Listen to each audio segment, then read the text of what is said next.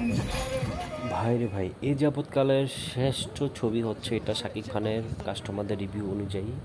এটি একটি love story plus অ্যাকশনধর্মী রিভেঞ্জ টাইপ মুভি। এখানে আপনার প্রেম, ভালোবাসা, প্রতিশোধের নেশায় মানুষ এখানে প্রেমে কতটুকু আগাতে পারে, এটাকে আসলেই প্রেম বলা যায় নাকি অন্য কিছু, সব কিছুই একটি কম্বিনেশন পাবেন এই মুভিতে।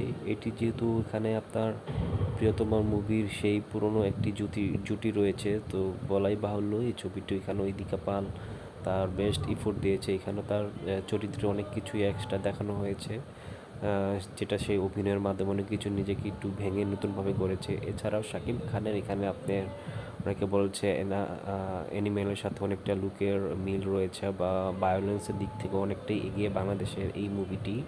এখানে আপনি তামিল দেখছেন না হলিউড না বলিউড মুভি দেখছেন, এই ছবির মাঝখানে গেলে আপনি নিজে হারিয়ে যাবেন।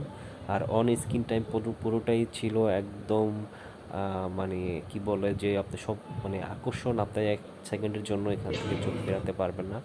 একদম বোরিং টাইম আপনি এখানে কোনো পাবেন না, পুরো ছবিটাই আপনি মানে একদম পাওয়ার প্লেয়ের মতন স্মুথলি চলেছে।